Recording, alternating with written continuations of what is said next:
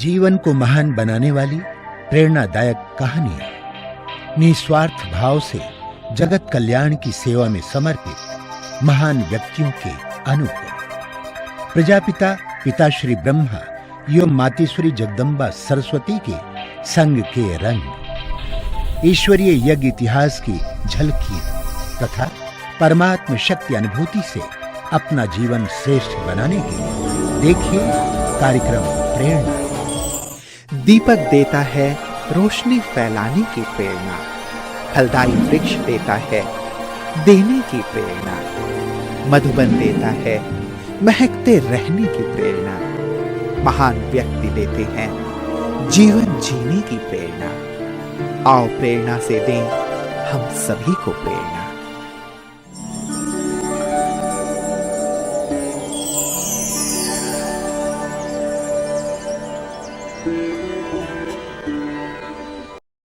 विकसित रूप से निर्मित वाशी नवी मुंबई का एक उपनगर है जो कृषि उत्पाद एवं व्यापार के लिए भी प्रसिद्ध है।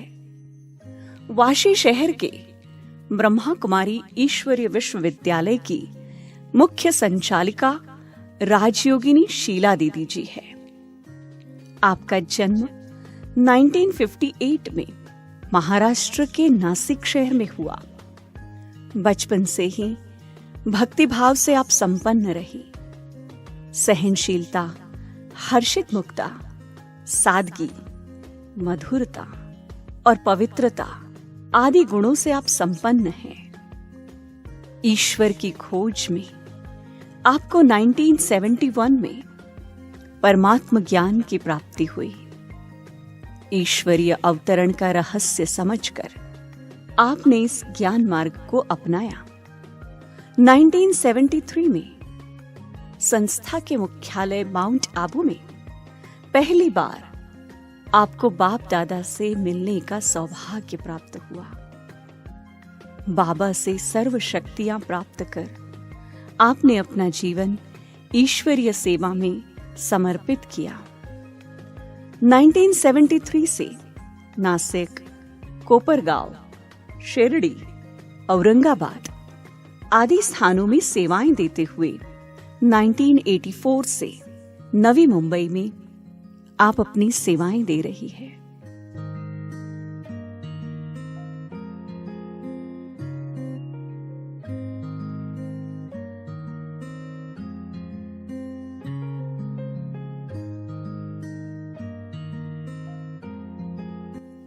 वर्तमान समय दीदी जी के नेतृत्व में 5 सेवा केंद्र, 6 गीता पाठशालाओं में 1200 से अधिक ब्रह्मा कुमार ब्रह्मा कुमारियां ईश्वरीय पालना का आनंद लेते हुए अपना जीवन श्रेष्ठ बना रहे हैं। ओम शांति। मेरा शरीर का जन्म नासिक शहर में, महाराष्ट्र में एक छोटे गांव में जिसका नाम था करंजगांव, वहाँ पर मेरा लौकिक जन्म हुआ। और जन्मदिन जो है वह हमारे लौकिक माँ ने बताया कि मुझे उस दिन उपवास था, गोकुल अष्टमी था, जन्माष्टमी का दिन था। दोपहर को 12 बजे शरीर का जन्म हुआ। घर में बहुत खुशहाली थी क्योंकि घर में कई बरसों से कन्या नहीं थी। और जब मैं जन्म लिया तो हमारे माता पिता बताते हैं, नानी माँ, कि खेती में हमने मूंगफली लगाई थी और उस साल हमारे पास वो जब जितनी आती है हर साल उससे 3-4 गुना मूंगफली ज़्यादा निकली। तो बहुत खुशी हो रही थी सभी को कि कन्या का पैर अच्छा है। और मैं बचपन में ही जब छोटी थी तो एक दिन सभी खेती में गए थे और मुझे झोली में डाला था। तो अचानक क्या हो गया, झोली जो कपड़े की थी वो छूट गई, कपड़ा निकल गया और मैं गिरने वाली थी। तो नानी हमारी बताती कि तुमने फिर उसको डोरी को पकड़ के रखा और थोड़ा 15-20 मिनट के बाद घर में कोई आया तो उन्होंने देखा, हमारी मामी वगैरह थे, उन्होंने कहा अरे बच्ची तो गिरने वाली है, परंतु उसने डोरी को एकदम पकड़ के रखा था और नीचे आटा पीसने का चक्की थी, अगर गिर जाती तो लग जाता था, लेकिन मैंने तभी ही अपने डोरी को नहीं छोड़ा और अपने आप को, बचपन में ही ये संस्कार थे कि अपने को गिरने नहीं दिया। तो घर वाले बहुत खुश होते थे कि एकदम पकड़ के रखने वाली ये है। फिर हम थोड़ी 4-5 साल की हुई तो हमारे नाना जी जो थे वो फ्रीडम फाइटर थे, यानी स्वतंत्र सैनिक थे। वो बापू गांधी जी के साथ शांति यात्रा और शांति का लड़ा देने वाले थे। तो मुझे उनका मेरे ऊपर असर था कि मुझे भी भारत देश की सेवा अच्छी लगती थी, उनके अनुभव अच्छे लगते थे। फिर हम 13-14 साल के हुए तो एक दिन हमारे नाना जी ने बताया कि अपने नासिक शहर में ब्रह्मा कुमारी बहनें आई है और वो बहुत प्यार से सुनाती है, सफ़ेद वस्त्र धारिणी है। तो हमारी माँ को, पिताजी को भी उस प्रवचन में बोला आप भी चलो, बहुत अच्छा ज्ञान सुनाते। नासिक में प्रसिद्ध श्री राम मंदिर है, तो उस मंदिर में सभी दीदियों के प्रवचन थे। तो मैंने कहा मुझे भी आना है, और वो दिन महाशिवरात्रि का दिन था। तो मैं, जैसे मेरी आदत थी कि जब मैं प्रवचन सुनने बैठती थी तो आगे बैठती थी, तो मैं शिवरात्रि के दिन ये प्रवचन सुनने गई और वहाँ पर प्रवचन देने वाले संतोष दीदी जी थे। हमारे आदरणीय संतोष दीदी प्रवचन कर रहे थे और मैं वो प्रवचन 1-1.5 घंटा सुनती रही और मुस्कुराती रही, मान भी डोलती थी, मगन हो गई थी। प्रवचन के बाद हमको दीदी ने हमारे को नज़दीक बुलाया और मेरा नाम पूछा, कहाँ रहती हो। हमारे माता पिता जी से बात किया, नाना जी से बात किया, तो उनको बहुत अच्छा लगा।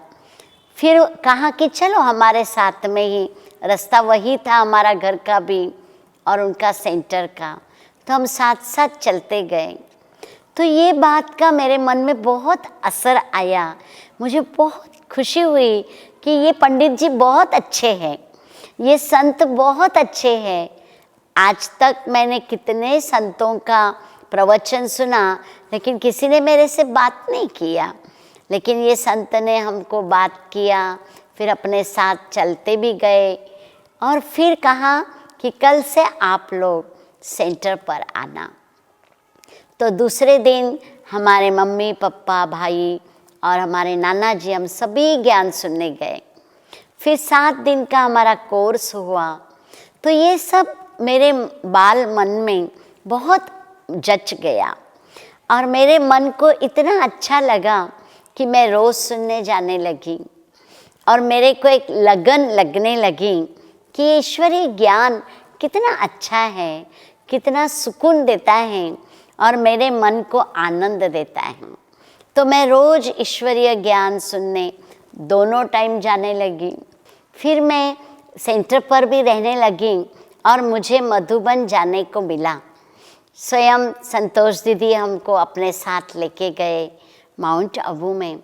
मेरे मन में इतनी इच्छा थी, वो कैसे पहाड़ होंगे और कैसा वो मधुबन होगा जहाँ पर खुशहाली है, जहाँ भगवान आते हैं।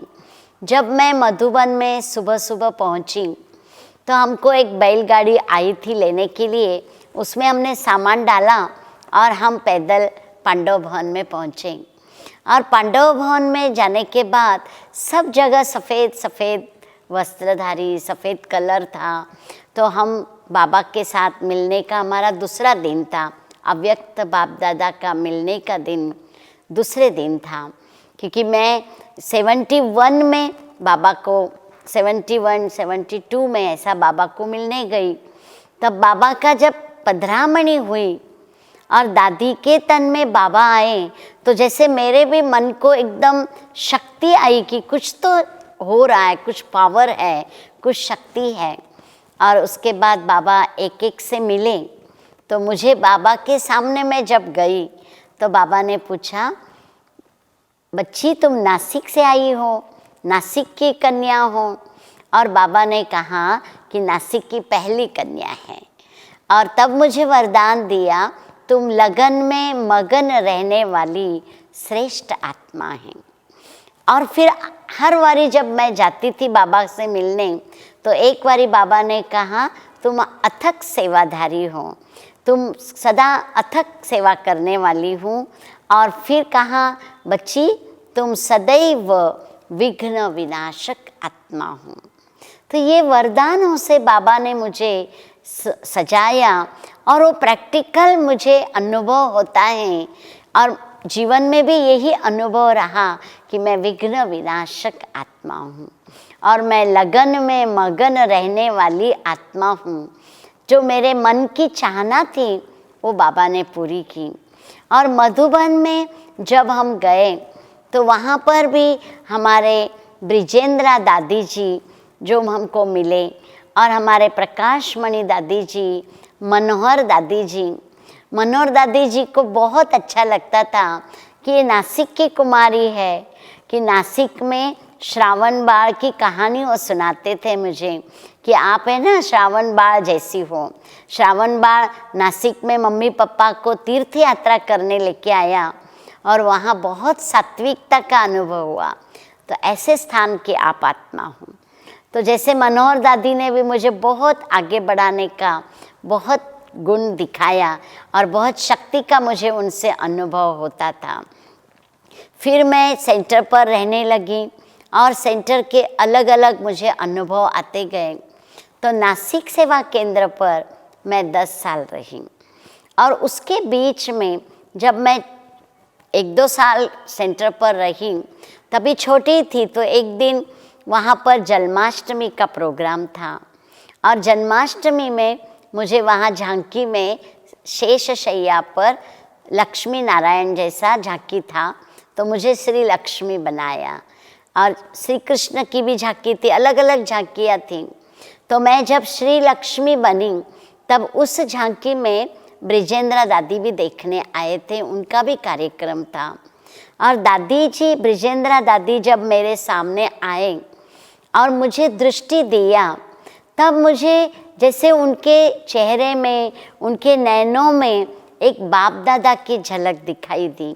स्वयं भगवान का चमक उनके नैनों से दिखाई दी, जो दादी को कहते कि आदि दृष्टा ब्रिजेंद्रा दादी। तो जिन्होंने भगवान का पहला दर्शन किया, वो दर्शन मुझे जैसे उनके नैनों में दिखाई दिया। और दादी जी ने मुझे एक सुंदर सुनहरा चम्मच था और एक अलग प्रकार का था और वो गिफ्ट में दिया और कहा, Sheela golden spoon in mouth. ये एक वरदान दिया। जैसे मुझे लग रहा था कि मैं दादी की हूँ, दादी के घर श्रेष्ठ संग में रहने वाली श्रेष्ठ आत्मा हूँ। और तभी से मुझे 10 साल में सेवा भी करती रही। सेवा में मुझे कर्मयोगी बनना बहुत अच्छा लगता था। सेंटर को संभालना, सेंटर का पोछा झाड़ू में इतना अच्छा लगता था, एकदम साफ सुथरा घर रखना, ये मेरा इंटरेस्टिंग सब्जेक्ट था। और दूसरा, मुझे दीदियों के साथ वफादार ईमानदार होके मैं रहूं, उनकी जो बोला वह मैं करके दिखाऊं, ये मेरे मन की बहुत इच्छा होती थी। तो फिर उसके बाद मुझे नासिक में ही जब थी तो थोड़े दिन के लिए मुझे शिरडी में सेवा के लिए भेजा था। शिरडी में मैंने साईं बाबा के मंदिर में 4 दिन प्रवचन रखा। जो वहाँ की विशेषता है कि साईं बाबा के मंदिर के सामने मेरा प्रवचन होता था और वो सारे शहर में सभी लोगों को उसका माइक से आवाज़ जाता था। हर घर घर में माइक होते थे, जितने भी उनकी धर्मशालाएं हैं सब जगह बाबा का परिचय पहुंचाया। और शिरडी के बाजू में कोपर गांव है, वहाँ मैं 2 साल रही। तो वो एक अलग ही अनुभव था सेवा का। एक ऐसे ही कमरा था 3रे मंजिल पर, और वहाँ पर बहुत ही छोटी सी जगह थी और वहाँ प्रवचन चलता था। और मैं दिन भर एक एक घर में माताओं को साथ में लेके पर्चे बांटने जाती थी। हर एक के दुकान में, घर में पर्चा बांटती थी और उनको बाबा का परिचय देती थी। तो बाबा ही सब कुछ कराता है और मैं तो जैसे एक फूल जैसी उड़ती रहती हूँ और बाबा कराने वाला है। और क्या होता है मुझे उसका कोई ये नहीं, एहसास नहीं होता है। मैं तो खुशी में बाबा के गुण गाती हूँ और बाबा की हर एक आत्मा को बाबा का परिचय देना, ये मेरी लगन। ऐसी सेवा में फिर मैं औरंगाबाद में रही, फिर मैं कोपरगांव से औरंगाबाद, फिर नासिक आई, फिर ओझर, पिंपलगांव आदि आदि नासिक के कनेक्शन में सेवाएं की। फिर 10 साल के बाद हमारी मधुबन में भट्टी थी टीचर्स की। तब उसमें टीचर्स को बदली सदली कर रहे थे। तब हमारे ब्रिजेंद्रा दादी जो थे, उन्होंने कहा, शीला तुम मेरे साथ बम्बई चलेगी? तो हमने कहा हाँ दादी, आप जैसा बताएंगे। तो दादी ने मुझे अपने साथ में बम्बई लेके आए और बम्बई में दादी ने कहा न्यू बॉम्बे में बाबा की नया सेवा शुरू किया है, आपको उसको संभालना है। तो हमने कहा हाँ जी दादी, आप जैसा कहेंगे मैं करूँगी। फिर दादी जी ने मुझे न्यू बॉम्बे में भेजा। न्यू बॉम्बे में हमारा एक बैठी चाल में किराए का मकान था और उस किराए के मकान में सब ज्ञान सुनने आते थे सुबह को। फिर मैं मुरली के बाद सभी शहर के अंदर एक एक घर में जाके, एक एक महिला मंडलों में जाके सबको बाबा का परिचय सुनाती थी। इस ईश्वरीय जीवन के अंदर जीवन जीने का एक आनंद आता है और कोई भी दिन में मैं अपने जीवन के अंदर हमेशा एक तो मेरा पहला निजी गुण है कि मुझे 3 से 5 बाबा को याद करना है। चाहे मेरे को थोड़ी नींद की प्रॉब्लम है, कभी 12 बजे लग जाती, कभी 1 बजे, कभी मेरे को 2 बजे तक भी नींद नहीं आएगी, तो भी मैं 3 सवा 3 बजे उठती हूँ और हम सभी बहनें योग का अभ्यास करते हैं। तो ये मेरा वृद्ध वाक्य है, मेरा असूल है कि नींद आवे भी नहीं तो भी मुझे 3 बजे, 3:30 बजे, 3 सवा 3 बजे उठ के अमृत वेला करना ही है और मुझे शक्ति लेनी है। एक तो अमृत वेले का मेरा जीवन का बहुत लक्ष्य है। दूसरा मुझे यह रहता कि मैं अपने बड़ों को हमेशा निश्चिंत रखूं। मेरे लिए जो निमित्त है वो ब्रह्मा बाबा और शिव बाबा, उनके द्वारा मुझे पालना मिल रही। तो निमित्त में मैं हमेशा बाप दादा को देखती हूँ और उनके आज्ञा का पालन करती हूँ। उनको जैसा मेरे से चाहिए वो मैं पूरा करती हूँ, क्योंकि उनकी संतुष्टता ही मेरे जीवन की संतुष्टता है। बड़ों का विश्वास, बड़ों का मेरे ऊपर आशीर्वाद है, ये मेरे जीवन का निज गुण है और ये मेरे लिए बहुत आवश्यक टॉनिक है। दूसरा, मैं हमेशा भाई बहनें जो हैं हमारे क्लास में या जो मेरे संपर्क संबंध में हैं, उनको मैं हमेशा ध्यान रखती हूँ कि वो मेरे से संतुष्ट रहें और उनको मैं कुछ तो मेरे जीवन की जो धारणाएं उनको सिखाऊं, क्योंकि मुझे एक्यूरेट, पंक्चुअल और हर नियम का पालन करना, खुद करना, औरों को सिखाना, ये मेरी हॉबी है। नियमों पर चलना बाबा की श्रीमत से मेरे को बहुत प्यार है। बाबा की श्रीमत माना ईश्वर की श्रीमत, उसमें कल्याण है, उसमें हजारों फायदे हैं। तो मुझे भी चलना है, सभी भाई बहनों को, टीचर्स बहनों को भी बाबा के आज्ञा का पालन करना, यही मेरा जीवन का सच्चा ध्येय है। क्योंकि बाबा के लिए हमने जीवन दिया तो मेरा हर क्षण, हर संकल्प बाबा के लिए है। और सर्व अभी मुझे यही लगता है कि एक ही लक्ष्य, अभी लॉकडाउन में देखो हम सबको सिखा दिया है कि अभी दुनिया बहुत छोटी हो रही है, विनाश नज़दीक आया है, समय नज़दीक आ रहा है और यज्ञ को भी संपन्न बनता जा रहा है। हम ब्राह्मण बच्चों को या अज्ञानी नए बच्चों को भी यही हर एक फील कर रहे हैं कि अब समय की पहचान आ गई, समय नज़दीक आया है। तो मैं अपने आप को सतो प्रधान मुझे बनना है। मैं बाबा के साथ योग लगाकर अपने आप को सतो प्रधान बनाऊं, संपूर्ण बनाऊं, ब्रह्मा बाबा के जैसा बनाऊं और सभी भाई बहन भी, उनका भी लगन ईश्वर से जुड़ जाए, ईश्वर के साथ प्रेम लग जाए, बाबा के साथ प्रेम जुड़ जाए। यही मेरी शुभ भावनाएं हैं। हम सभी ब्राह्मण बच्चों के लिए मेरे मन में यही भावनाएं रहती है कि हमारे सारे ब्राह्मण परिवार के बच्चे बाबा के जो भी श्रीमत है उस श्रीमत को गहराई से हम पालन करें। कहीं भी बाबा के श्रीमत और बाबा के जो नियम हैं, मर्यादाएं हैं, उनको हम कभी न तोड़ें।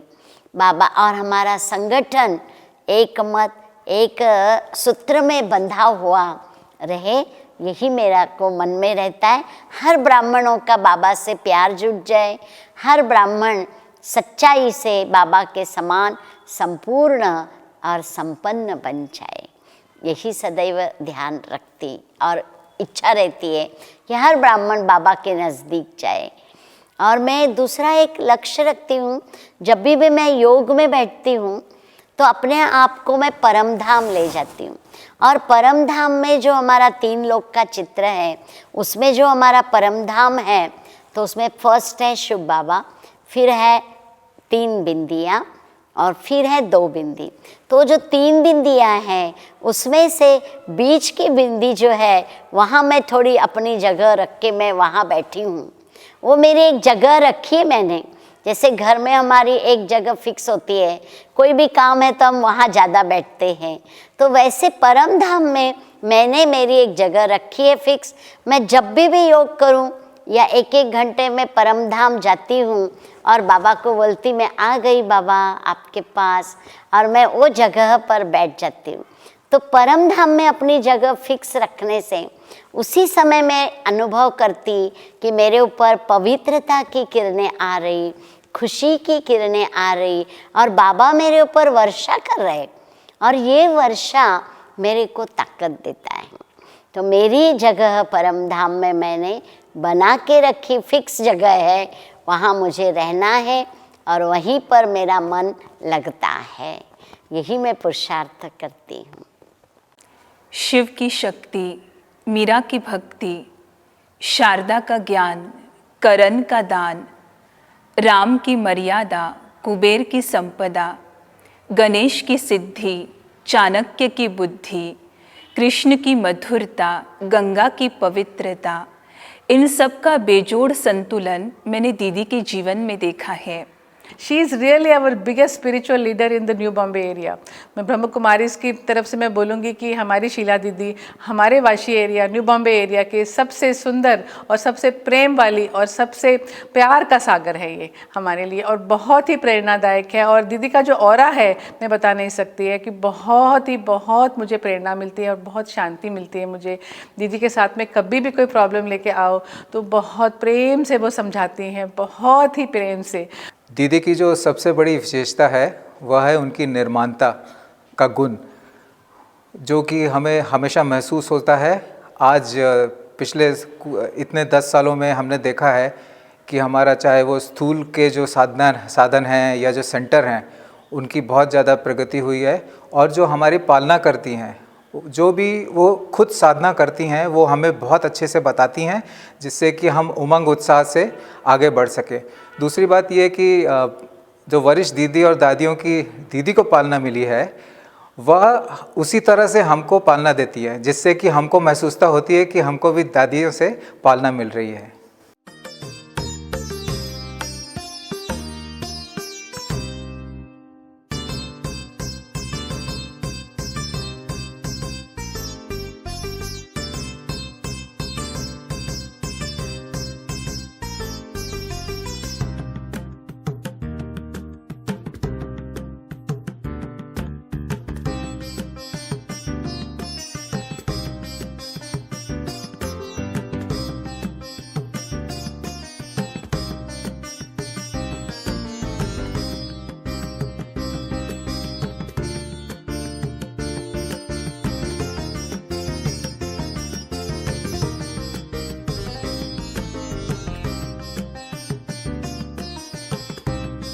और उनकी एक जो विशेषता है हमेशा खुश रहने की और प्रसन्नचित्त रहने की, तो वो विशेषता उनसे हमने सीखी है। और वो प्रसन्नचित्त रहने के अलावा बहुत ज़्यादा उमंग उत्साह में रहते हैं, और उनका उमंग देख के हम लोगों को भी सेवा करने का और बाकी सब चीज़ों करने का बहुत ज़्यादा उमंग आता है। दीदी को जब मैंने पहली बार देखा तो दीदी मुझे पवित्रता की देवी नज़र आई, और उसी समय मुझे भी ऐसे लगा कि मैं भी ऐसे ही बनूं, जबकि उस वक्त पर मुझे कोई ज्ञान नहीं था। तो दीदी की ये पवित्रता और सादगी मुझे हमेशा ही खींचती रही। हमारे जो भी कार्य है उसमें उनका हमेशा सहयोग रहता है, आशीर्वाद रहता है। एक अद्भुत शक्ति है। जब जब कोई संकट हमारे पास आता है या उसकी चाहत लगती है तो हम दीदी को याद करते हैं, और हमेशा दीदी हमारे साथ खड़ी रहती है, और बहुत ही बड़े बड़े कार्य एक आसानी से हो जाते हैं। और ऐसे ही दीदी हमारे साथ रहे, हमें आशीर्वाद दे, और दीदी हमारे जो भी रोज़ के कार्य है या जो हमारे जीवन में चढ़ उतार है, हमेशा आपका आशीर्वाद हमारे साथ में रहे। ऐसे आपसे हमेशा मनोकामना से हम लोग आपके चरण में प्रार्थना करते हैं। और दीदी आपने जो दिया है वो हमारे जीवन में बहुत ही अद्भुत है, और जो जो आपने कहा है वही हम लोग पालन करेंगे, और वैसे ही जीवन जीने का हम आपको एक वचन देते हैं, और आपका आशीर्वाद हम हमेशा चाहते हैं।